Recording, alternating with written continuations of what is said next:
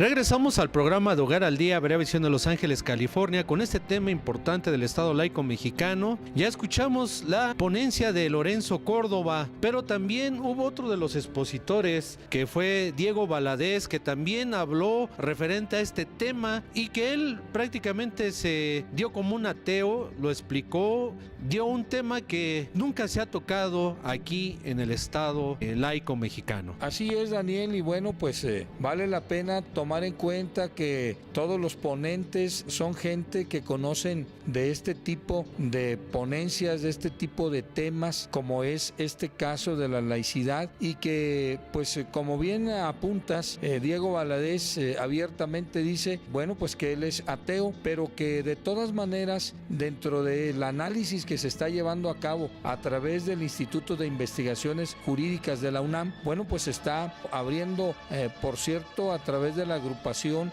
de la Cátedra Juárez, Benito Juárez, en ese aspecto, y que pues es muy importante que este organismo, que este comité de la UNAM pues estén abordando estos temas que han resultado muy interesantes, porque hay que hacer notar que hubo un cupo lleno en este auditorio con respecto a este tema que cobra relevancia en este caso, Daniel. Pues vamos a ver ahora la ponencia de Diego Valadez, quien explica referente a los símbolos patrios y la religiosidad que hay en los símbolos patrios de aquí de México. Vamos a ver esta ponencia interesante de Diego Valadez. Comienzo por hacer referencia a qué nos trae y por qué estamos aquí. Ayer comenté que parecía que el tema de la laicidad podía haberse agotado en el gran debate que se dio en México a lo largo del siglo XIX. Sin embargo, estamos otra vez aquí hablando de laicidad, hablando de laicismo como proceso, hablando de secularización como un fenómeno sociológico. Son, en todo caso, aspectos convergentes. Pero estamos fundamentalmente por dos razones. Una, por una distorsión que se dio particularmente en los últimos 6 años, y otra por una construcción que se ha dado específicamente en los últimos quizá 20 años.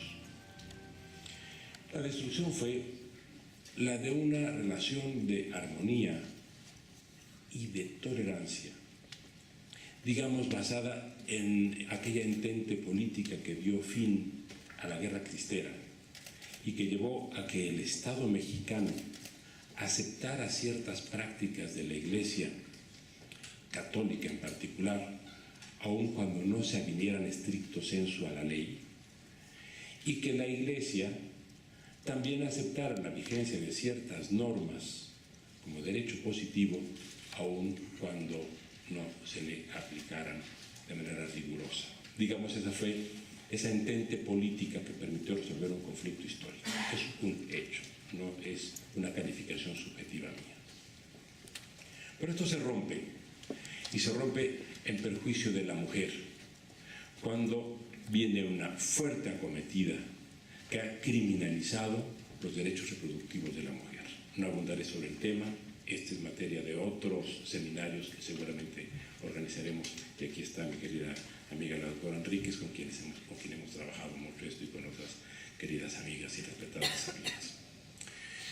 Pero esa ruptura generó el renacimiento de este tema, del tema de la laicidad.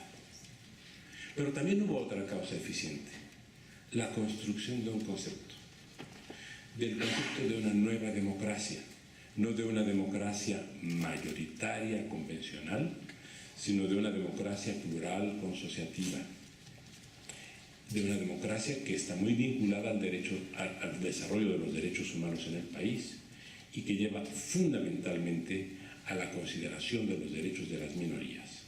Uno de los grandes impulsores conceptuales de esta corriente ha sido precisamente Pedro Salazar y otros distinguidos colegas de este instituto, entre los que está Lorenzo y muchos otros más. Bien, aquí entro al tema de las minorías. Yo soy una minoría, y soy una minoría excluida por el artículo 24. Yo soy ateo, no soy agnóstico, soy ateo. Efectivamente, como dice el doctor Blancarte, en el censo aproximadamente el 7% se declaró sin religión, de esos muchos se manifiestan agnósticos y algunos, menos todavía, nos decimos ateos. Y no estábamos comprendidos, ni lo estamos en el artículo 24. Porque el artículo 24 reserva la libertad solamente a la escogencia de religión. Y los que no somos religiosos, los que no tenemos credo alguno, no tenemos una libertad garantizada por el 24.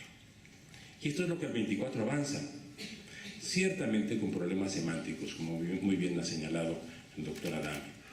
Uno de ellos, lo leeré, dice: toda persona tiene derecho a la libertad de convicciones éticas, de conciencia y de religión. Yo creo que nadie puede objetar eso, sinceramente, y no he leído ni oído objeciones a ese nivel de libertades. Y luego agrega: y a tener y adoptar en su caso la religión de su agrado. Dice, de conciencia y de religión, y a tener o adoptar en su caso la de su agrado. Aquí hay un problema de redacción. Debe decir, y a tener o adoptar en su caso la religión de su agrado, porque de otra manera parecería que está diciéndose que a tener o adoptar en su caso la libertad de su agrado.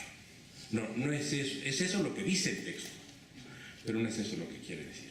Digamos, es una redacción apresurada, pero esto seguramente el intérprete constitucional le dará exactamente la dimensión que debe tener.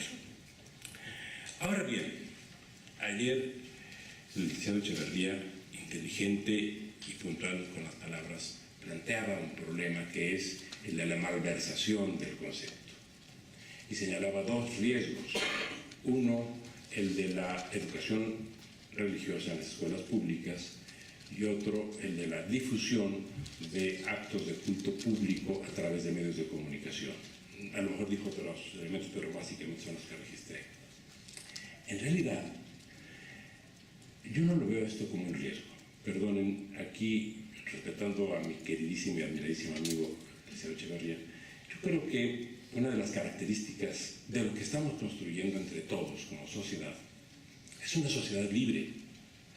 Y la libertad no debe excluir, desde mi punto de vista, la posibilidad de que las iglesias cuenten con la capacidad del apoyo de los medios de comunicación para hacer valer o sentir o hacer presentes sus ideas e incluso sus actos de culto.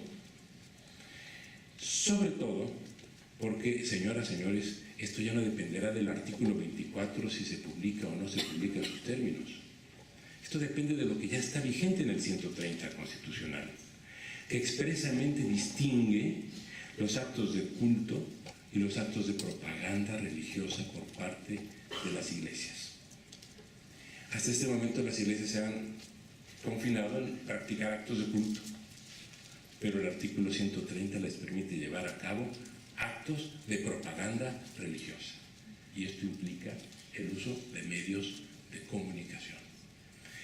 Y, digámoslo de otra manera, el uso de los medios de comunicación ya no está tampoco limitado a las concesiones que el Estado confiera. Esta conferencia, esta mesa redonda, las actividades que se llevan a cabo aquí, están siendo transmitidas por Internet. Lo están viendo centenares de personas y no tuvimos que pedirle permiso al Estado. Y así ocurre con muchísimas otras actividades que se llevan a cabo.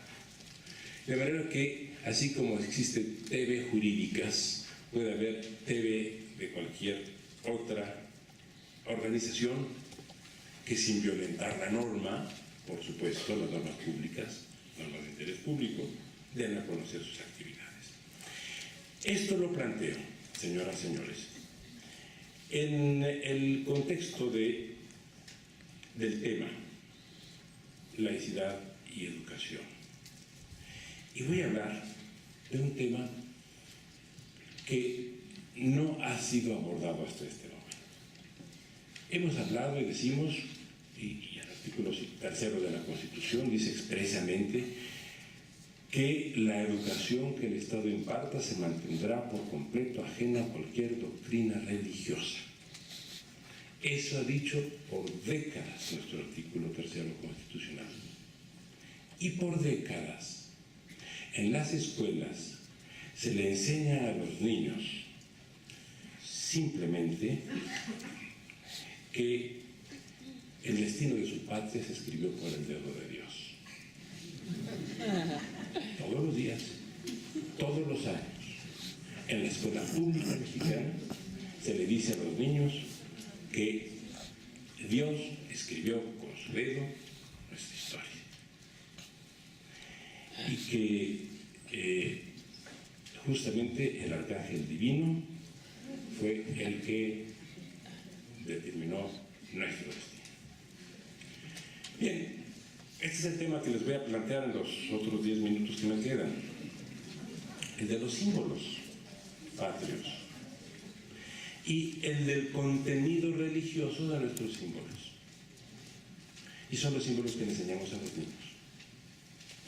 Y son los símbolos que nuestros funcionarios públicos promueven.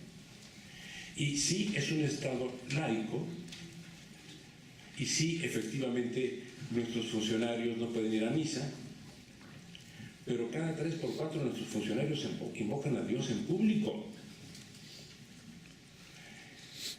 Yo debo decir que, como ateo, yo nunca he cantado el himno mexicano. Lo respeto, lo admiro, lo venero, me gusta, pero ni su contenido deísta ni su contenido belicista me han gustado nunca. Y jamás, ni como funcionario ni como no funcionario, lo he entonado. Ha sido mi pequeña forma de objeción de conciencia. Y lo he hecho deliberadamente. Bueno, ¿qué dicen nuestros símbolos? Veamos. La bandera viene de 1821 y los 3 colores, como los definió en su momento Iturbide, implican la referencia a religión, unión e independencia. Nuestro escudo es, digamos, más críptico, pero quiero decirles, les voy a explicar las laminitas que tienen ustedes ahí. La tesis de la peregrinación es una tesis que no tiene un solo documento que la demuestre. La famosa peregrinación a la búsqueda de la famosa águila y de la famosa serpiente en el famoso nopal, en la famosísima piedra y en el no menos famoso lago. No hay ningún documento prehispánico que lo demuestre. Todos son tradiciones establecidas en 7 códices. Y los 7 códices fueron el mendocino de 1540, el Ramírez de 1588, el Oban de 1576, el Monteleone de 1531, el Porfirio Díaz de alguna fecha del siglo XVI, la tira de Tepexpan, alguna fecha del siglo XVI, y el origen de todo, el Atlas o Códice Durán de 1581. De estos 7 códices, solo 3 consignan al águila con la serpiente en actitud hostil. No necesariamente la devora, más bien la destroza, que son cosas distintas, aunque la tradición habla que el águila devorando a la serpiente, y así se enseña. No es cierto, no la está devorando, la está destrozando, que repito, son cosas distintas. O sea, no la está ingiriendo, la está matando. Y solo aparecen 3 códices, en el Oban, en el Porfirio Díaz y en el Atlas de Durán, o Códice Durán. En cambio, nuestra población maravillosa, nuestra cultura prehispánica nos dejó legados formidables. Hay piedras, hay vasijas, hay monumentos, y en ninguno encontramos un águila ni devorando ni destrozando una serpiente. Es exactamente lo contrario. El animal emblemático de nuestra cultura era la serpiente. En cambio, el águila tiene, bueno, otra historia. Y por eso les traje ese papelito. La primera expresión del águila devorando a una serpiente aparece en Babilonia, en en el tercer milenio, y era la significación del símbolo solar, de la deidad solar, destruyendo al monstruo de la oscuridad. Esta es la figura 3. Esto se registró y se reprodujo en Egipto. Lo tomaron los hititas. Aparece también en la India, y ahí están identificados los personajes: Garuda y Naga. Garuda, el águila; Naga, la serpiente. El bien y el mal. Esto está en la figura 2.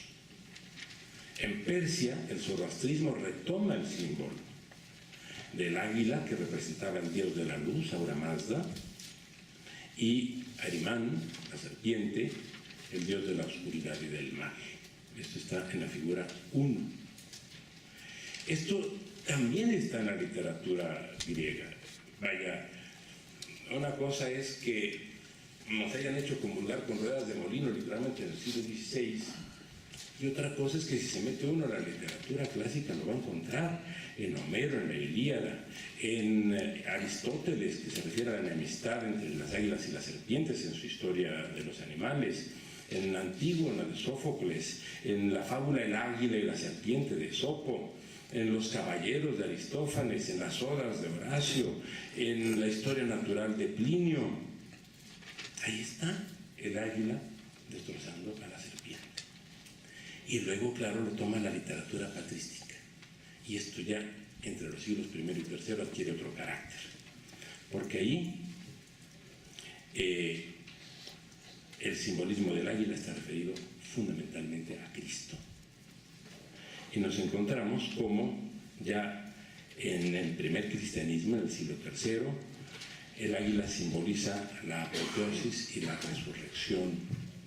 Y en Bizancio, para esto vean ustedes las láminas 4, 5 y 6, por favor. Y en Bizancio adquiere un carácter clarísimo la forma como el águila devora a la serpiente. Lo plantea Ambrosiaster o Pseudo Ambrosio, como se le suele conocer, y describe muy claramente en un sermón esa lucha y esa forma y el significado que tiene la destrucción del águila por la serpiente. De manera que cuando llegan los españoles colonizando a México y encuentran para su horror que el animal tan venerado es la serpiente, pues entienden que hay que destruir ese símbolo. Máxime que la multiplicación del símbolo se había generado en la Edad Media y particularmente con motivo de las epidemias que generaron lo que el historiador de Dumont ha calificado como el gran miedo en Occidente.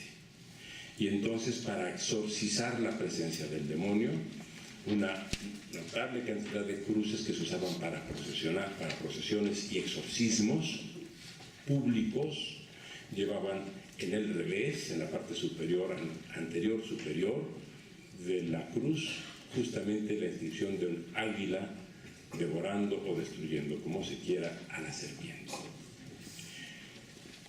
El símbolo ahí está, y no lo vamos a cambiar. Y plásticamente es muy hermoso, porque a todos nos gusta.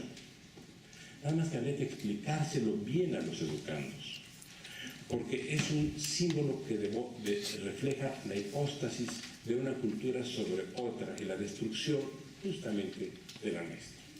Es una primera forma de subyugar a una sociedad, privarla de sus símbolos. La bandera, asimismo, conserva sus colores, pero digamos que durante la Reforma se le dio otro sentido a los colores, otra interpretación.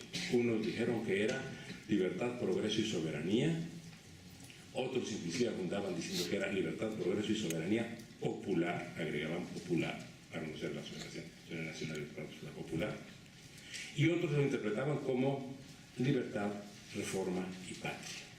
De manera que también podemos conservar nuestra bandera tal cual, pero dándole también al educando un sentido, digamos, laico a la interpretación, aunque se explique cuál es el origen que tiene. Y en el caso del escudo, hay que explicar el origen, porque además estamos diciendo a los jóvenes, a los niños, a todo el mundo, una gran mentira en cuanto a que no hubo tal águila devorando a ninguna serpiente en ninguna tradición prehispánica. Esa fue una invención del señor, entre otros, de Durán, Diego Durán. Pero vamos al himno, me quedan 2 minutos. En su origen, el himno tuvo 10 estrofas. El himno dejó de ser reproducido durante el periodo de la Reforma.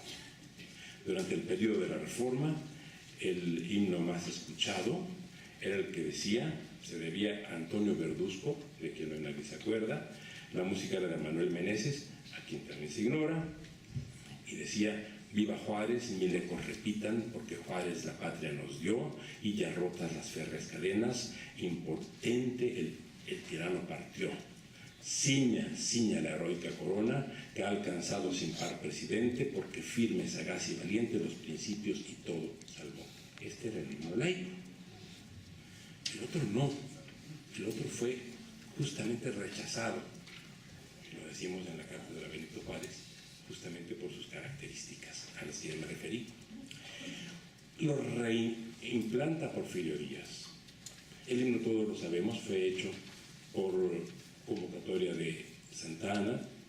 Santa Anna se trajo de Cuba, de uno de sus exilios, a Jaime Nuno, era su músico de cabecera.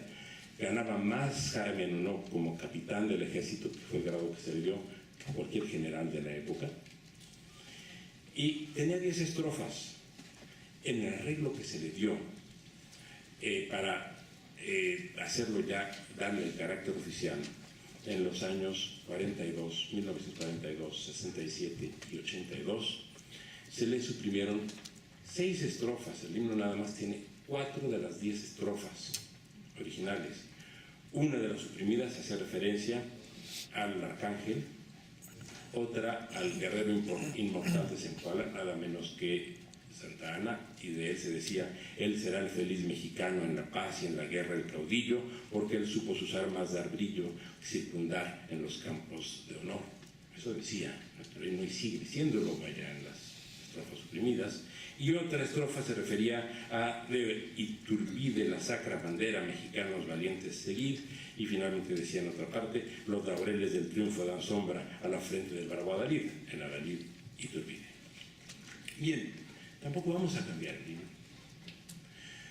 pero hay que explicarlo, y hay que decir el contexto en el que surgió, y hay que decir por qué seguimos repitiendo la invocación a Dios y al arcángel, y hay que decir por qué seguimos hablando del horrísono tronar del cañón, aunque todos somos pacifistas, incluyendo la vocación de nuestra Constitución.